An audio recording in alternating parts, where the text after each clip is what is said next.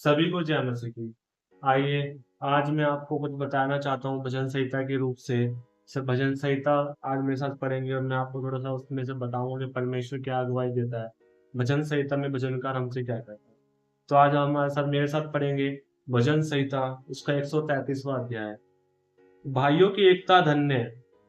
देखो ये क्या ही भली और मनोहर बात है कि भाई लोग आपस में मिले रहे। ये तो उस उत्तम तेल के समान है जो हारून के सिर पर डाला गया था और उसकी दाढ़ी पर बहकर उसके वस्त्र की छोर तक पहुंच गया। ये हरमोन की उस ओस के समान है जो सिय्योन के पहाड़ों पर गिरती है। यहोवा ने तो वही सदा के जीवन की आशीष ठहराई है। हाँ, यहाँ पे जो हमने पढ़ा कि भजनकार यहाँ पे कितनी अच्छी बात बोलता है, यहाँ पे कितनी मनोहर बात बोलता है कि भाइयों की एकता धन्य है। सबसे पहले तो हमें ये समझ में आना चाहिए कि जो उसकी हेडिंग है वो हमसे क्या कहना चाहती है। इसकी हेडिंग में लिखा है कि भाइयों की एकता धन्य है। मतलब जो भाई है हमारे, अब भाई बहुत प्रकार के होते हैं। एक तो हमारा ब्लड रिलेशन होता है, कुछ फ्रेंड्स होते हैं, कुछ नेबर्स होते हैं, जिनको हम एक तरीके से एक रूप से भाई बोलते हैं। जैसे कि हमारा कोई सगा भाई है जो हमारा ब्लड रिलेशन में है, वो हमारा भाई तो है। कभी कभी हमारा कोई दोस्त हो जिसको हम कहते हैं यार तू मेरा भाई है। और जो कोई कोई पड़ोसी होता है जिससे हम इतना अति प्रेम करते हैं, कहते हैं यार तू मेरा भाई है और तू मेरी मुसीबत में हमेशा मेरे साथ रहता है। जैसे कि परमेश्वर से भी, यीशु मसीह से जब एक बार किसी व्यक्ति ने पूछा कि मेरा पड़ोसी कौन है, तो परमेश्वर ने जैसे कि एक दृष्टांत देके उसको बताया कि यरदन नदी के पास एक व्यक्ति था जो लोग जो इसको जिसका एक्सीडेंट हो गया था, वो वहां था जिसको मार के डाकुओं ने फेंक दिया था। वहां पे परमेश्वर ने बताया कि जो उसकी मदद करने गया वो क्या हुआ, उसका पड़ोसी हुआ। तो वैसे ही यहाँ पे भी जो कहता है कि जो हमारा भाई है वो कौन है, जो हमारी मदद करता है, जो हमारे साथ रहता है, जैसे कि जो हमारा ब्लड रिलेशन है, या हमारा कोई ऐसा नेबर है जो हमारे साथ हमेशा साथ रहता है, हमें हमेशा हमारी मदद करता है, जब भी हम गिरते हैं हमें उठाता है। सबसे पहले तो सबसे बड़ा भाई हमारा और हमारे पिता परमेश्वर ही है, क्योंकि वही जब हम गिरते हैं तो वही हमें उठाते हैं, आत्मिक रूप से भी और संसारिक रूप से भी। पर अगर कभी-कभी हम सांसारिक रूप से गिरते हैं तो बहुत सारे लोग होते हैं, जैसे हमारे दोस्त होते हैं जो हमें उठाते हैं, हमें बताते हैं कि ये गलत है, ये सही है। कुछ हमारे सगे भाई होते हैं, हमारे माता-पिता होते हैं। तो यहाँ पे वही लिखा है कि भाइयों की एकता धन्य है। यहाँ पे क्या था कि उन सबके साथ क्या करना है हमें, एकता में बना होना है। जैसे कि एक कहावत होती है ना कि एक उँगली से हम कुछ नहीं कर सकते, लेकिन जैसे ही वो एकदम एकदम जड़ के एकदम एकता में आ जाते हैं तो मुट्ठी बन जाती है और मुट्ठी से हम बहुत कुछ कर सकते हैं। तो वैसी ही बात है कि जब भाइयों में एकता बनी रहती है तो क्या ही धन्य बात होती है जब भाइयों में एकता रहती है। अगला वचन कहता है, देखो ये क्या ही भली और मनोहर बात है कि भाई लोग आपस में मिले रहे। यहाँ पे परमेश्वर का वचन कहता है, यहाँ पे दाऊद के द्वारा हमें ये बताता है कि क्या ही भली बात है, क्या ही मनोहर बात है कि जो भाई भाई है मिलके रहे। बहुत सारे लोगों के अभी भी जो भाई है वो मिलके नहीं रहते हैं, कुछ में लड़ाई हो जाती है, किसी को संपत्ति को लेकर लड़ाई हो जाती है, किसी को किसी बात से लड़ाई हो जाती है, या संपत्ति हो गई कि तूने मेरी गाड़ी ले ली, तूने मेरा घर ले लिया, तूने मेरी ऐसा कर दिया, तूने वैसा कर दिया। पर्सनल जो संसारिक रूप से हम लड़ते रहते हैं, लेकिन परमेश्वर कहते हैं कि क्या ही भली और मनोहर बात है कि भाई लोग आपस में मिलके रहें। परमेश्वर कुछ हमें बताता है कि हमें भाइयों से हमेशा मिलके रहना चाहिए, एकता में रहना चाहिए। हमेशा अपने बड़े भाई का आदर करना चाहिए, हमेशा अपने भाइयों की सुननी चाहिए कि वो क्या कह रहे हैं, क्योंकि हमेशा हम सत्य नहीं हो सकते या हम हमेशा सही नहीं हो सकते। कभी-कभी बहुत सारे लोग होते हैं जो परमेश्वर के नाम से आपको बताते हैं, वो भी सही लोग होते हैं। कभी-कभी आपकी मेंटालिटी उनकी मेंटालिटी से मैच नहीं करती है। लेकिन परमेश्वर क्या करता है, ऐसे लोगों को इस्तेमाल करता है कि आपके मन में बताए कि आप कहाँ गलत हो। जैसे कि मैं एग्ज़ाम्पल के रूप में बताऊँ, हमारे टीचर जो होते हैं, हमारे अध्यापक होते हैं, चाहे वो आत्मिक अध्यापक हो, चाहे वो कोई पास्टर हो, या कोई संसारिक अध्यापक हो, या कोई स्कूल के टीचर हो, या कोई हमारे बॉस हो, जो हमारे एक एज़ एन टीचर हमें समझाते हैं। जब जब भी हम कोई गलत कार्य करते हैं तो हमें बताते हैं। जैसे कि हम काम पे कोई गलत टास्क कर देते हैं, तो हमें बताते हैं कि भाई तुमने गलत टास्क कर दिया, हमें डाँटते हैं, हमारा मैनेजर भी हमें डाँटता है। तो वो इसलिए डाँटता है क्योंकि हमने क्या है, काम गलत कर दिया। या हमारे टीचर हमें इसलिए डाँटते हैं क्योंकि हम उनके अनुशासन में नहीं चले, उनकी बात नहीं मानी हमने, जो गलत था उसी पे हमने अपना मन लगाया, वही बात करी। तो इसलिए क्या होता है कि अध्यापक भी हमें तभी डाँटते हैं जब हम गलत जाते हैं। तो कभी भी अगर आपका भाई या आपको कोई बड़ा आपको कभी डाँटे, कभी भी आप उसकी कंप्लेन ना करें कि इसने मेरे को क्यों डाँटा, इसको मैंने क्यों नहीं डाँटा। भले ही क्या करें, उसके साथ प्रेम से रहें, प्रेम मिलाप से रहें, क्योंकि प्रेम सारे पापों को ढाँप देता है। वैसे यहाँ पे कह रहा है कि अपने भाई के साथ एकदम मेल-जोल करके रहें। यदि आपका कलेश आपके भाई से भी हो गया है या अपने मम्मी पापा से हो गया, किसी बड़े से हो गया है, तो परमेश्वर कहता है कि क्या ही भली बात है कि वो एक साथ मिल के रहे। मैं आज ही बताना चाहता हूँ कि आप आज ही मैं आपको कहना चाहता हूँ कि अगर आपकी कोई भी परमेश्वर की ओर से है या नहीं है या शैतान की ओर से नहीं है, अगर कोई भी झगड़ा है, आप उसको आज ही सुलझाएँ। अगर आपके भाई से कोई झगड़ा है या अपने मम्मी-पापा से कोई झगड़ा है, जाके उनसे सुलझाएँ, उनको बात करिए, उनको बताइए कि भाई हमें आपकी ये बात अच्छी नहीं लगी या आपको उनको आपकी कुछ बात अच्छी लगी तो उनसे पूछिए कि भाई हमारी आपको क्या बात अच्छी लगी जो आप हमसे बात नहीं करते? क्योंकि हम चाहते हैं कि हम प्रेम से मिल-जुल के रहें।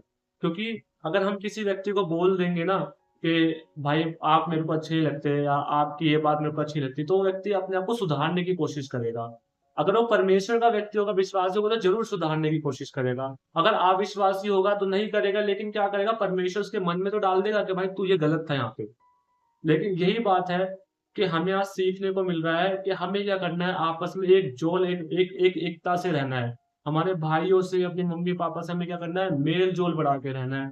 क्या ही धन्य होती है वो फैमिली जहाँ पे सारे लोग एक साथ रहते हैं, जहाँ पे माता-पिता, बहन-भाई, चाचा-ताऊ सारे जॉइंट फैमिली में रहते हैं। देखा ना कितनी बड़ी फैमिली होती है, कितना बड़ा घर होता है और अड़ोस-पड़ोस के लोग इतनी दूर-दूर से लोग कहते हैं कि हाँ भाई ये लोग कितने अच्छे, कि पूरी फैमिली साथ रहती है।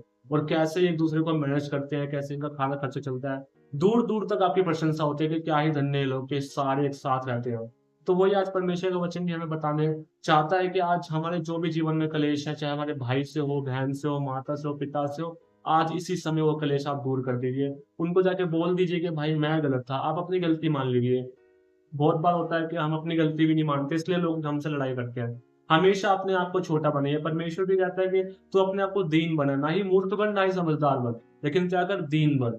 इसलिए हमें क्या करना चाहिए, दीन बनना चाहिए। अगर हमसे कोई मुँह से गलती निकल गई, हमें मान लेना चाहिए। अगर हमने पाप किया है तो मान लेना चाहिए।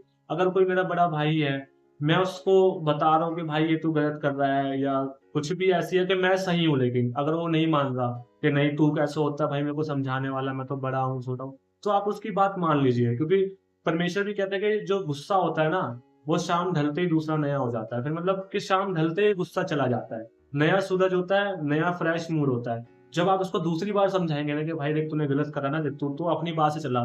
मैंने तेरे को जो बताया तू नहीं चला, लेकिन तू अपनी बात से चला और आज तक तू ठोकर खा के गिर गया। तो क्या करेगा, आपका भाई भी आपकी बात समझेगा और कल को आप उसको कोई अच्छी बात बताएँगे, तो बिल्कुल समझ से वो एकदम सहारा लेके आपसे भी हमेशा राय लेके वो काम करेगा। वैसे ही मैं आपको बताना चाहता हूँ कि आज जितने भी आपके क्लेश हैं, आज वो दूर हो जाएँगे परमेश्वर के यीशु मसीह के नाम से। आपको सिर्फ़ क्या करना है, सिर्फ़ परमेश्वर से प्रार्थना करनी है और अपने आप को दीन बनाना है। वो पश्चाताप वाला हृदय लेना है और अपने भाई के पास, अपने पड़ोसी के पास, अपने माता के पास, अपने पिता के पास जाना है कि मेरे से जो भी गलती हो उनसे क्षमा माँगे। सबसे पहले परमेश्वर से क्षमा माँगना है कि परमेश्वर मैं तो बहुत बड़ा पापी हूँ यीशु राजा। अपने को हमेशा दीन बना के रखिए। कभी भी ना सोचिए कि मैं ज़्यादा समझदार हूँ और कभी भी ये भी मत सोचिए कि मैं ज़्यादा मूर्ख हूँ। हमेशा बस ये सोचिए कि मैं सिर्फ़ सीख रहा हूँ, मैं एक दीन व्यक्ति हूँ, जो एक समझदार से भी कम है और एक मूर्ख से भी ज़्यादा है। तो मैं आपको ये बताना चाहता हूँ कि क्या ही धन्य है वह लोग जो अपने फैमिली से, अपने भाई से, अपने माता-पिता से, अपने पड़ोसी से, अपने दोस्तों से मिलके रहते हैं। क्योंकि वो क्या करते हैं, परमेश्वर भी उन्हें क्या कहता है, धन्य है वो। अगला वचन कहता है, ये तो उत्तम तेल के समान है, जो हारून के सिर पर डाला गया था और उसकी दाढ़ी पर बहकर उसके वस्त्र के छोर तक पहुँच गया। ये हर्मोन की उस ओस के समान है, जो सिय्योन के पहाड़ों पर गिरती है। यहोवा ने तो वही सदा के जीवन की आशीष ठहराई है। आमीन। यहाँ पे परमेश्वर का वचन कह रहा है कि यह तो उस उत्तम तेल के समान है, जो हारून के सिर पर डाला गया था और उसकी दाढ़ी पर बहकर उसके वस्त्र की छोर तक पहुँच गया।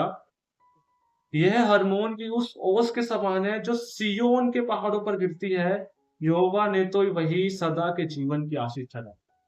हालेलुया! यहाँ पे परमेश्वर भी कितनी बड़ी बात कर रहा है कि वो एक उत्तम तेल के समान है। मतलब उत्तम तेल होता है ना, जैसे कि आजकल भी क्या होता है, विश्वासी लोग भी क्या करते हैं, जैसे कि अविश्वासी तो नहीं बोलूँगा, लेकिन विश्वासी लोग भी क्या होते हैं, कहते हैं ना, ये होली ऑयल है, मतलब जाते हैं पास्टर्स के पास कि इसको तेल पे मतलब प्रार्थना कर दो तो ये होली तेल हो जाएगा या पानी पे प्रार्थना करो तो होली वाटर हो जाएगा।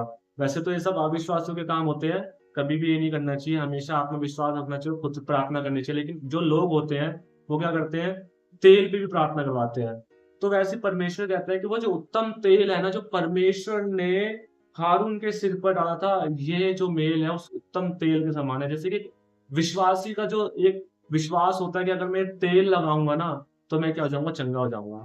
वो क्या हो गया, एक विश्वासी के लिए क्या हो गया, एक उत्तम तेल हो गया, एक ऐसा तेल हो गया जो पवित्र है। अगर उस पे इतना विश्वास है कि अगर मैं वो तेल लगा लूँगा, अपने सिर पे डाल लूँगा, या मेरे यहाँ पे कोई दिक्कत हो रही है सर मुँह पे लगाऊँगा तो ठीक हो जाऊँगा, या मेरे को कैंसर है, कुछ भी है, पानी पीऊँगा, हॉली वाटर पीऊँगा, ठीक हो जाऊँगा। परमेश्वर इसी से रिफ्लेक्ट कर रहा है इस बात को कि वो उत्तम तेल के समान है। तो मैं वही परमेश्वर का वचन से आपको बताना चाहता हूँ कि आपको क्या करना है, आज अपने भाइयों से जाके बातें करनी है, अपने पड़ोसी से बातें करनी है, अपने दोस्तों से बातें करनी है कि भाई मेरे से जो भी गलती हो भाई मेरे को क्षमा करना भाई। क्योंकि भाई किसी को नहीं पता कल क्या हो जाएगा, कल क्या नहीं हो जाएगा। इसलिए मैं आपसे कह रहा हूँ कि जाइए उनसे बोलिए कि भाई अगर कोई गलती हो तो मेरे को क्षमा करना भाई, तुम सही थे, मैं गलत था।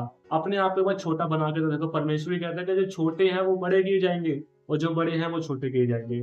तो अगर यदि आप अपने बड़े भाई के पास जाएँगे, उनसे बोलेंगे कि भाई मैं गलती करी थी और आप छोटे बनेंगे, तो कल को एक दिन ज़रूर आएगा कि जब वो बड़ा भाई खुद आपके पास आएगा और बोलेगा कि छोटे भाई तू मेरे को बता, तूने उस समय सही बताया था और मैं गलत रास्ते पे चला गया। आज तू खुद बता मैं क्या रास्ते पे चलूँ? तो मैं आपको परमेश्वर के वचन से ये बताना चाहता हूँ कि अपने आप को छोटा बनाइए और जो भी आपके जीवन में लड़ाई झगड़े हैं उसको सब दूर करिए। परमेश्वर की स्तुति ऐसी होती रहे, परमेश्वर के वचन पढ़े और सुने जाने पे सभी को आशीष मिले, सभी को जय मसीह की।